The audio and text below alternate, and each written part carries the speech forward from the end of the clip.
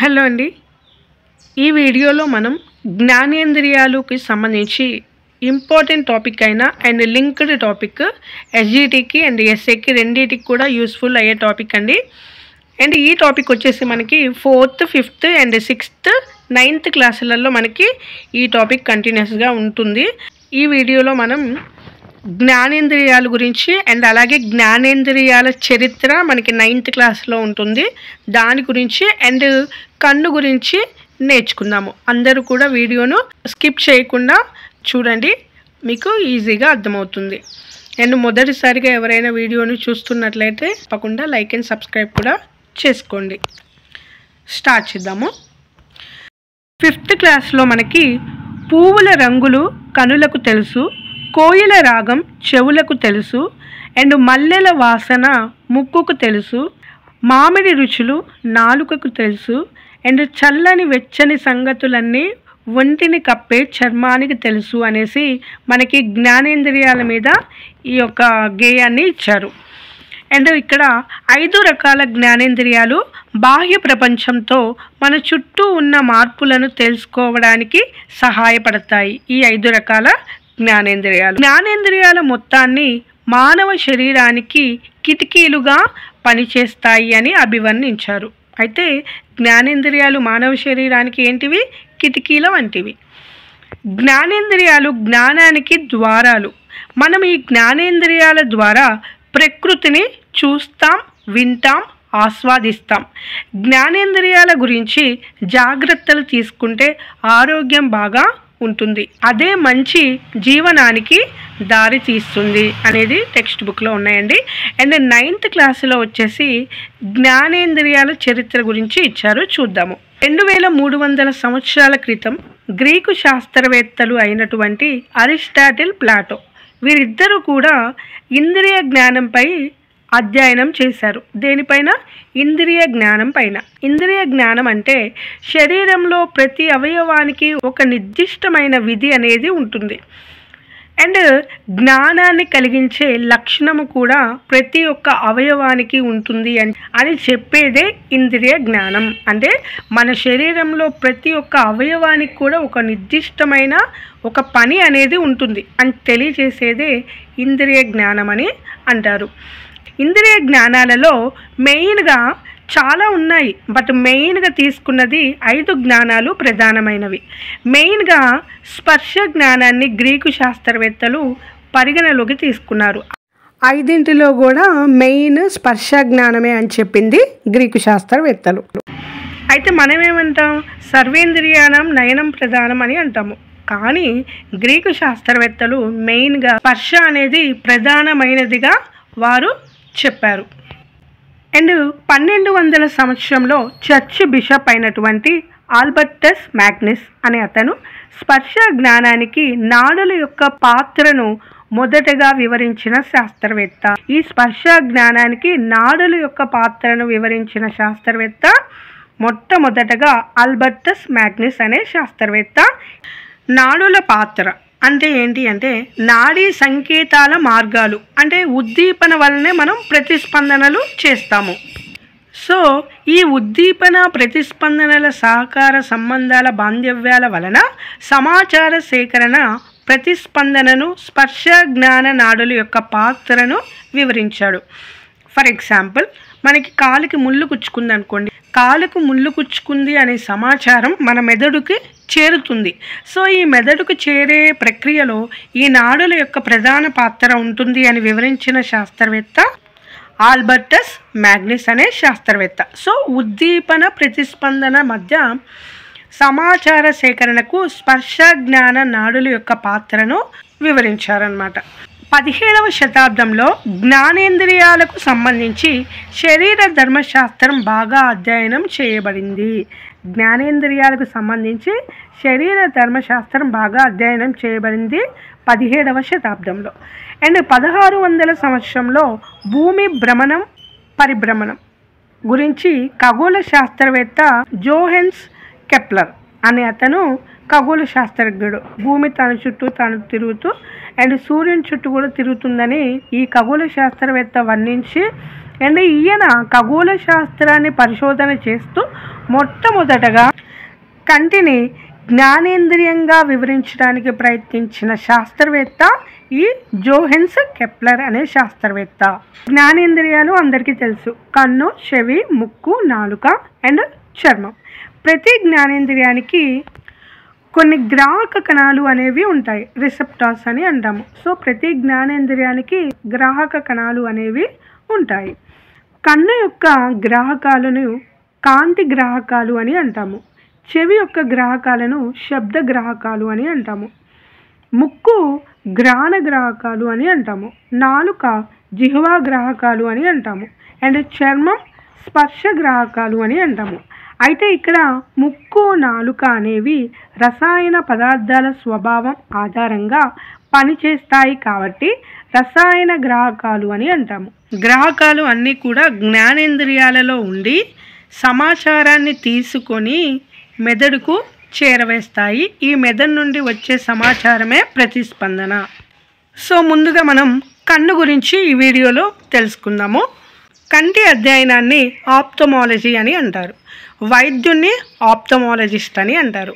కంటి పైన ప్రతిబింబం ఉండే సమయం 1/16 సెకండ్లు. కంటిపైన ప్రతిబింబం ఉండే సమయం 1/16 సెకండ్లు. 4th క్లాస్ నుండి 9th క్లాస్ వరకు అన్ని పాయింట్స్ ఇందులో ఉంటాయి.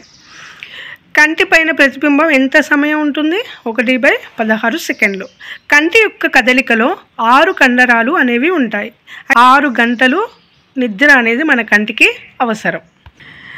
కంటికి పుస్తకానికి ఉండవలసిన దూరం 30 సెంటీమీటర్ల దూరం. దగ్గరగా ఉన్న వస్తువులను చూడగలిగితే హ్రస్వ దృష్టి అని అంటాము. అంటే 30 సెంటీమీటర్ల కంటే తక్కువ ఉన్న వస్తువులను మనం చూడగలిగితే లేకపోతే చదవగలిగితే హ్రస్వ దృష్టి అని అంటారు. అలాగే ఎక్కువ దూరంలో అంటే 30 సెంటీమీటర్ల కన్నా ఎక్కువ దూరంలో మనం చూడగలిగితే చదవగలిగితే దానిని దీర్ఘదృష్టి అని అంటారు. కంటికి టెలివిజన్కి మధ్య 2.5 మీటర్ల దూరం అనేది ఉండాలి. 2.5. ఇక్కడ 6th క్లాస్లో ఒక పాయింట్ ఉంది. అట్లాంటిక్ జైంట్ స్క్విడ్, దాని కన్ను 10 అంగుళాలు అంటే 25 సెంటీమీటర్ల వ్యాసం కలిగి ఉంటుంది. అట్లాంటిక్ జైంట్ స్క్విడ్ కన్ను 10 అంగుళాలు 25 సెంటీమీటర్ల వ్యాసం కలిగి ఉంటుంది. కంటి నుండి కన్నీటిని స్రవించే గ్రంథులు లాక్రైమల్ గ్రంథులు. కంటి నుండి కన్నీటిని స్రవించే గ్రంథులు అనేవి ఉంటాయి. సో ఈ గ్రంథులను లాక్రైమల్ గ్రంథులు అని అంటారు. కంటిలో ఎన్ని పొరలు ఉంటాయి అంటే 3 పొరలు అనేవి ఉంటాయి. ఒకటి దృఢస్థరం, నెక్స్ట్ రక్తపటలం, నెక్స్ట్ నేత్ర పటలం. ఈ దృఢస్థరం స్క్లీరా అని అంటాము. రక్తపటలం ప్రసరణ పటలం అని అంటారు. నేత్ర పటలాన్ని రెటీనా అని అంటారు. సో ఈ దృఢస్థరం స్క్లీరా ఏమో వెలుపల ఉంటుంది అంటే బయటికి, రక్తపటలం ప్రసరణ పటలం ఏమో మధ్యలో ఉంటుంది, అండ్ నేత్ర పటలం అండ్ రెటీనా లోపల ఉంటుంది. దృఢస్థరం వెలుపల పొర అండ్ రక్తపటలం అండ్ లోపల ఉన్నది నేత్ర పటలం రెటీనా. ఓకే, ఫస్ట్ మనం దృఢస్థరం స్క్లీరా గురించి నేర్చుకుందాం. మెయిన్గా ఇందులో 2 పొరలు అనేవి ఉంటాయి. ఒకటేమో కార్నియా, దీనినే శుక్లపటలం అని అంటారు. కార్నియాని ఏమంటారు? శుక్లపటలం అని అంటారు. ఇంకొకటి కంజక్టైవా, కంటి పొర అని అంటారు. ఓకే, ఈ 2 కూడా మనకి ఎక్కడ ఉంటాయి? దృఢస్థరంలో స్క్లీరాలో ఉంటాయి. కార్నియా శుక్లపటలం కనుగుడ్డు యొక్క అత్యంత పలుచని పొర ఏంటి అంటే మన చర్మము మన శరీర భాగాల మొత్తాన్ని కప్పి ఉంచుద్ది, అలాగే మన కంటిని కూడా కప్పి ఉంచుతుంది. సో అత్యంత పలుచని పొర ఎక్కడ ఉంటుంది అంటే కార్నియా శుక్లపటలం అని చెప్పాలి. కంటిలో మనము దానము చేయగలిగే భాగమే ఈ కార్నియా. మనము డొనేట్ చేయడానికి ఉపయోగపడేది మన కంటిలో ఏంటి అంటే కార్నియా, ఈ యొక్క శుక్లపటలం అనేది గుర్తుపెట్టుకోవాలి. కాంతిని లోపలికి పంపించి ప్రతిబింబం ఏర్పడడంలో సహాయపడుతుంది. కాంతిని లోపలికి పంపించడానికి ఉపయోగపడేదే ఈ కార్నియా.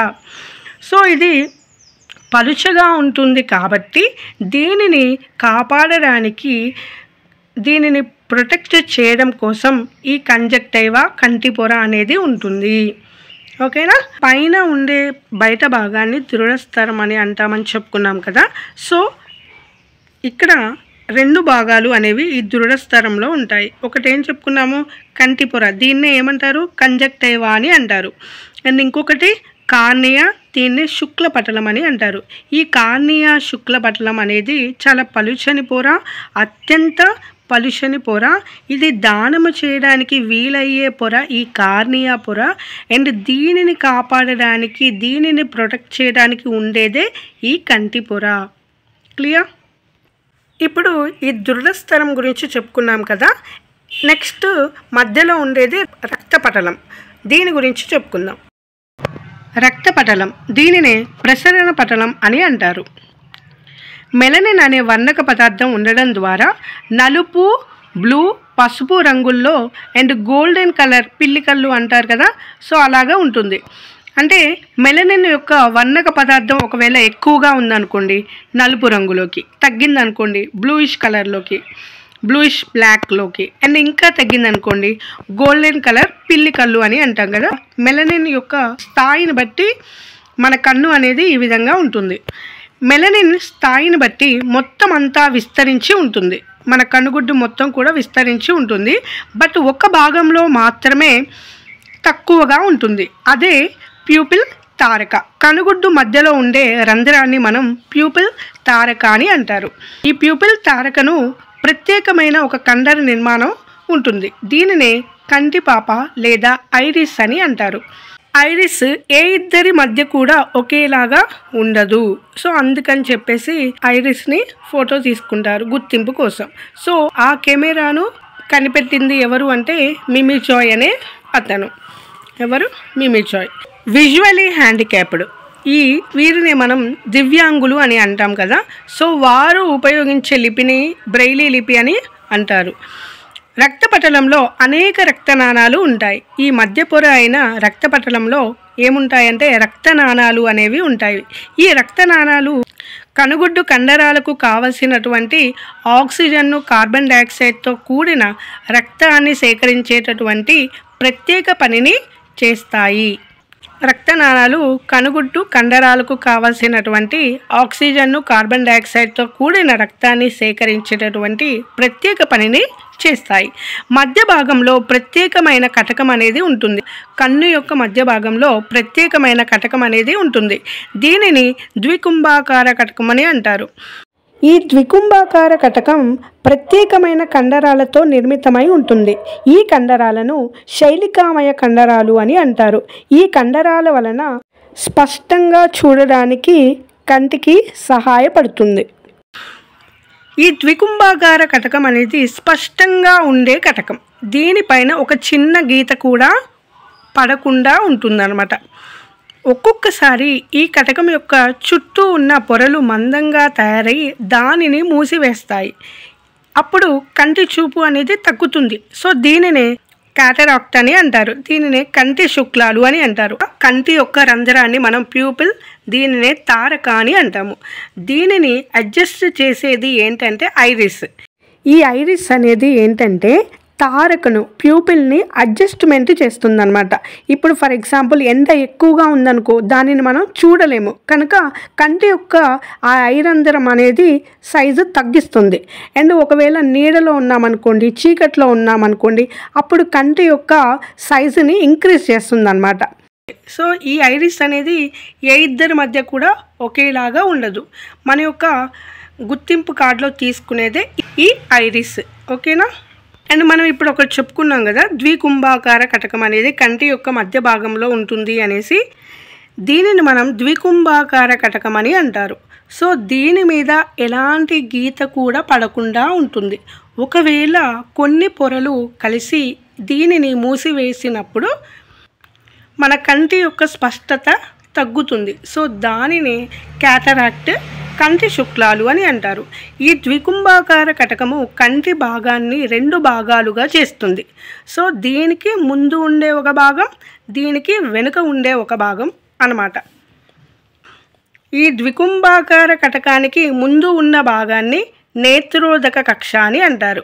ద్వికుంభాకార వెనక ఉండే భాగాన్ని కచావత్ కక్ష అని అంటారు. అర్థమైందా? సో ముందు భాగాన్ని నేత్రోదక కక్ష, వెనుక భాగాన్ని కచావత్ కక్ష అని అంటారు. ఈ నేత్రోదక కక్ష అనేది నీరులాగా ఉండే ఒక పదార్థం. ఏంటిది? ఇది నీరులాగా ఉండే ఒక పదార్థం. ఇదేమో జెల్లీ లైక్ సబ్స్టెన్స్, అంటే జెల్లీ లాంటి ద్రవాన్ని కలిగి ఉంటుంది. ఓకే, ఈ రెండు ద్రవాలు కూడా కనుగుడ్డు యొక్క పీడనాన్ని మెయింటైన్ చేస్తూ కనుగుడ్డు యొక్క ఆకృతిని కాపాడడంలో సహాయపడతాయి. అర్థమైందా? ఈ నేత్రోదక కక్ష అండ్ కచావత్ కక్ష ఈ రెండు కూడా కంటి యొక్క పీడనాన్ని మెయింటైన్ చేస్తూ కన్ను యొక్క ఆకృతిని కాపాడడంలో సహాయపడతాయి. ఇక్కడ నేను పాయింట్స్గా రాశాను, చూడండి. కటకానికి ముందు ఒక భాగం, కటకానికి వెనుక ఒక భాగం ఉంటుంది. ముందు భాగాన్ని నేత్రోదక కక్ష అని అంటారు, వెనుక భాగాన్ని కచావత్ కక్ష అని అంటారు. నేత్రోదక కక్ష ద్రవం వంటి నీరులాగా ఉండే పదార్థం కలిగి ఉంటుంది. కచావత్ కక్ష జెల్లీ లాంటి ద్రవాన్ని కలిగి ఉంటుంది. ఈ రెండు ద్రవాలు కూడా కనుగుడ్డు యొక్క పీడనాన్ని మెయింటైన్ చేస్తూ కన్నుగుడ్డు యొక్క ఆకృతిని కాపాడడంలో సహాయపడతాయి. ఇదంతా కూడా మధ్య పొర అయిన రక్త పటలం, ప్రసరణ పటలం గురించి నేర్చుకున్నాము. మూడవ పొర అయినటువంటి నేత్ర పటలం, రెటీనా గురించి నేర్చుకుందాము. నేత్ర పటలం, దీనిని రెటీనా అని అంటారు. నిజమైన దృష్టిని కలిగించే భాగం. రెండు ముఖ్యమైన కణాలు ఉంటాయి. ఇందులో రెండు ముఖ్యమైన కణాలు ఉంటాయి. ఒకటేమో దండ కణాలు, రాడ్స్ అని అంటాము. ఇంకొకటేమో శంకు కణాలు, కోన్స్ అని అంటాము. ఈ దండ కణాలు 125 మిలియన్లు కంటిలో ఉంటాయి. అండ్ శంకు కణాలు 7 మిలియన్లు కంటిలో ఉంటాయి. దండ కణాలు రొడాప్సిన్ అనే వర్ణక కణాలు కలిగి ఉంటుంది. అండ్ శంకు కణాలు అయోడాప్సిన్ అనే వర్ణక కణాలు కలిగి ఉంటుంది. దండ కణాలేమో రొడాప్సిన్, శంకు కణాలేమో అయోడాప్సిన్ అనే వర్ణక కణాలు కలిగి ఉంటాయి. దండ కణాలు తక్కువ కాంతిలో వస్తువులు చూడడానికి ఉపయోగపడతాయి. దండ కణాలు ఏంటి? మనం తక్కువ కాంతిలో వస్తువులు చూడడానికి, ఫర్ ఎగ్జాంపుల్ చీకటి అయిందనుకోండి, అప్పుడు మనకి అన్ని లైట్స్ ఆఫ్ చేశాక అన్నీ కూడా బ్లాక్ అండ్ వైట్ కలర్లో కనిపిస్తాయి. సో ఈ దండ కణాలు అనేవి, అంటే ఒకవేళ ఆ వస్తువులు కనిపించకపోయినా కూడా వాటి యొక్క నీడలు అనేవి మనకి కనిపిస్తాయి కదా.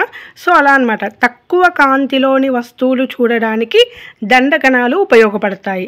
అండ్ శంకు కణాలేమో రంగులను గుర్తించడానికి సహాయపడతాయి. పీజీఆర్ ప్రాథమిక రంగులు అంటాం కదా, బ్లూ, గ్రీన్, రెడ్. సో ఈ ప్రాథమిక రంగులను గుర్తించడానికి అండ్ వాటి కలయికతో వేరే కలర్స్ మనం తయారు చేస్తాం కదా, అలాంటి కలయిక సంబంధం కలిగినటువంటి కలర్స్ని కూడా గుర్తించడానికి ఈ శంకు కణాలు అనేవి ఉపయోగపడతాయి.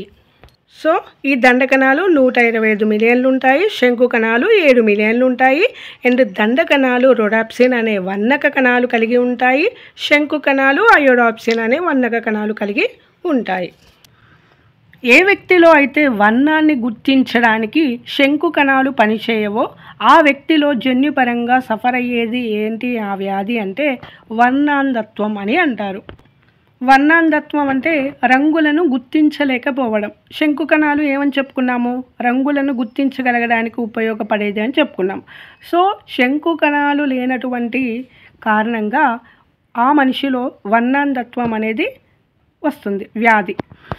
అయితే ఇందాక మనం చెప్పుకున్నాం దండ కణాలు రొడాప్సిన్ అండ్ శంకు కణాలు అయోడాప్సిన్ అనే వర్ణక కణాలు కలిగి ఉంటాయి కంటిలో అని చెప్పుకున్నాం. సో ఈ రెండిట్లో కూడా మనకి సిమిలర్గా ఆప్సిన్ అనే పదం ఉంటుంది. సో ఈ ఆప్సిన్ అనే ప్రోటీన్ తయారీకి విటమిన్ ఏ అనేది కావాలి. ఓకే, ఈ ఆప్సిన్ అనే ప్రోటీన్ తయారీకి విటమిన్ ఏ అనేది కావాలి. విటమిన్ ఏ యొక్క రసాయన నామం రెటినాల్. ఈ రెటినాల్ ఎలా వస్తుంది మనకి కంటికి, ఏ విధంగా ఉపయోగపడుతుంది అంటే విటమిన్ ఏ యొక్క పదార్థాలు తినడం వలన.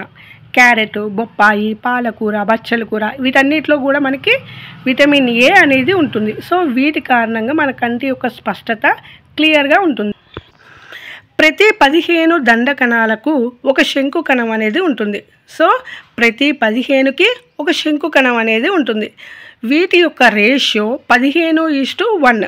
అలా కాకుండా క్వశ్చను శంకు కణాలు దండ కణాలు అని అడిగినప్పుడు 1:15 అని క్వశ్చన్ని బట్టి ఆన్సర్ అనేది పెట్టాలి. శంకు కణాల యొక్క సంఖ్య అధికంగా ఉండి ప్రతిబింబాన్ని చాలా స్పష్టంగా ఏర్పరచగలిగే భాగం పచ్చ చుక్క, పసుపు చుక్క, మ్యాక్యులా అని అంటారు. అలాగే శంకు కణాలు, దండ కణాలు ఎటువంటి కణాలు కూడా ఉండవు. దీనిని జీరో ఇమేజ్ ఫార్మేషన్ అంటారు. అంటే అక్కడ ఆ ప్రాంతాన్ని అందచుక్క అని అంటారు. అంటే ఏంటంటే మనకి ఎక్కడైతే కంటి యొక్క స్పష్టత చాలా క్లియర్గా 100% ఉంటుందో, అంటే శంకు కణాలు అనేవి అత్యధికంగా ఉండి ప్రతిబింబం అనేది చాలా స్పష్టంగా ఉంటుందో ఆ ప్రాంతాన్ని మనం పచ్చ చుక్క, పసుపు చుక్క, మ్యాక్యులా ఈ 3 కూడా ఒకటే అని అంటాము. ఎక్కడైతే శంకు కణాలు, దండ కణాలు ఎలాంటివి కూడా లేకుండా ఉంటే దీన్ని అందచుక్క అని అంటారు. ఈ ద్వికుంభాకార కటకం నుంచి మన యొక్క ఆ రిఫ్లెక్షన్ అనేది ఇక్కడ పడుతుంది. సో ఇక్కడ పడడం వలన మనకి క్లియర్గా ఆ యొక్క వస్తువులు అనేవి కనిపిస్తాయి. దానిని పచ్చ చుక్క, ఫోవియో మ్యాక్యులా, ఫోవియో అని కూడా అంటారు. అండ్ ఇక్కడ నుంచి మనకి మెదడుకు వెళ్తాయి ఇన్ఫర్మేషన్ అనేది. సో ఇక్కడ నుండి వెళ్ళే భాగాల్లో ఇక్కడ ఎలాంటి దండ కణాలు అండ్ శంకు కణాలు ఉండని కారణంగా అందచుక్క అని అంటారు. దృక్ నాడి ద్వారా మెదడుకు సమాచారాన్ని అందివేయబడుతుంది. కంటి నుండి మెదడుకు వెళ్ళే ప్రాంతంలో శంకు కణాలు, దండ కణాలు ఉండవు. చూపు అనేది జరగదు. సో ఆ ప్లేస్ని అందచుక్క అంటారు. ఇప్పుడు చెప్పుకున్నాం కదా. అండ్ లాస్ట్ కంటి సంబంధం కలిగిన వ్యాధులు ఏమిటో చూద్దాం. విటమిన్ ఏ లోపం వలన రేచీకటి, పొడిబారిన కళ్ళు, గ్లూకోమా డయాబెటీస్ వారిలో కనిపిస్తుంది. గ్లూకోమా, కంటి శుక్లం క్యాటరాక్ట్, జన్యుపరంగా గుర్తించలేనిది వర్ణాంధత్వం అండ్ హ్రస్వ దృష్టి, దీర్ఘదృష్టి ఇవన్నీ కూడా విటమిన్ ఏ లోపం వలన కలిగేటువంటి వ్యాధులు. ఓకేనా? ఈ వీడియో మీ అందరికీ కూడా క్లియర్గా అర్థమైందని అనుకుంటున్నాను. సో ఈ వీడియో కనుక మీకు నచ్చినట్లయితే తప్పకుండా లైక్ అండ్ సబ్స్క్రైబ్ కూడా చేయగలరు. Thanks for watching.